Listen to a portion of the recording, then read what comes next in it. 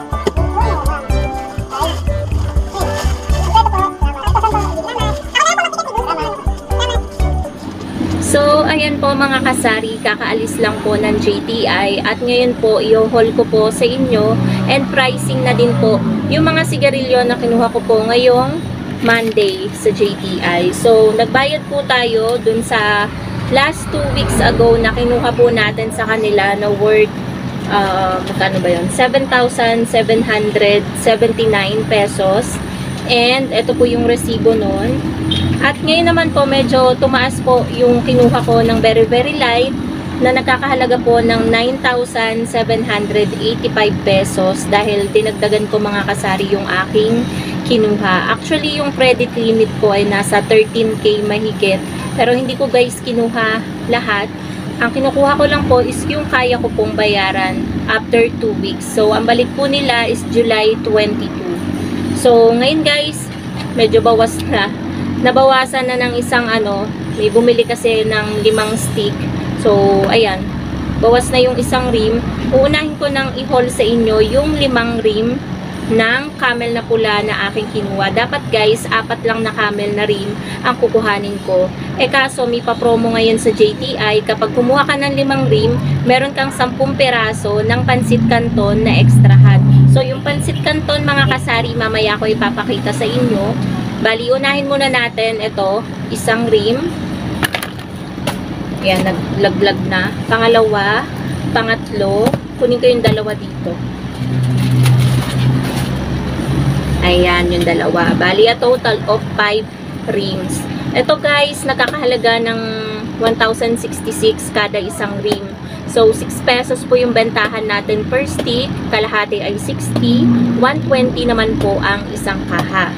So, yung extra hot or na pansit canton mga kasari ay dapat kapag may bumili ng camel ay bibigyan ko ng pansit canton. Kaso, sabi ni Sir Jeffrey, ibigay ko na lang daw yung mga pansit canton sa mga slow moving ko na sigarilyo. Like, yung matumal ko dito ay Mighty Green tsaka Winston. So, dun ko na lang i-ano para syempre gumalaw-galaw yung mga matumal natin na sigarilyo. So, 5 rims of camel na pula. Sumunod naman po, camel na mentol, yung blue. Yan. Yung camel lights guys, hindi ako nagtitinda nun dahil bihirang-bihira naman yun hanapin sa akin. Eh, kapag kumuha ako noon, kumain kasi ako ng mani, kaya nawawalan ako ng boses. Kapag kumuha ako noon, eh, tingnan nyo naman mga kasari yung binili kong mani kagabi. Halos isang tab.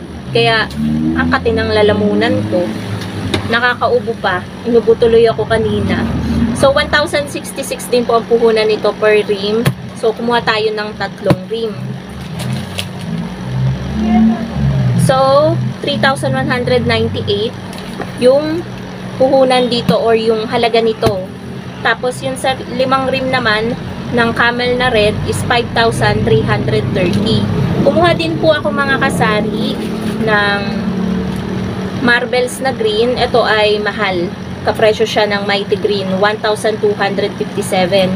Kaya ang per kaha nito, ang bentahan ko is 140, 7 pesos per stick. Syempre, ang kalahati ay 70 pesos. So, a total of 9,785 pesos yung pagbabayaran natin sa July 22. So, ako naman guys, hindi naman ako sira sa aking ahente dahil minimake sure ko talaga. Ayoko kasing nakakaabala ko. Nakakahiya kasi guys yun. Ano na nga to eh, pahiram na nga sa atin tapos hindi pa natin babayaran sa nakatakdang araw, 'di ba? Nakakahiya yung ganun. So, eto, papakita ko na sa inyo yung mga pansit canton. 10 pirasong pansit canton.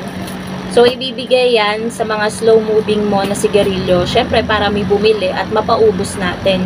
Parang tulong na din sa atin mga kasari kasi para hindi tayo malugi. Syempre, yung Winston ko dito, pagka tagal-tagal na hindi pa rin nababawasan.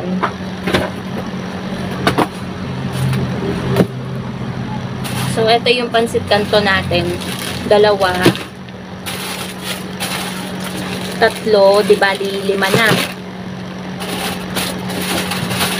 Plus 5, 10 pansit canton.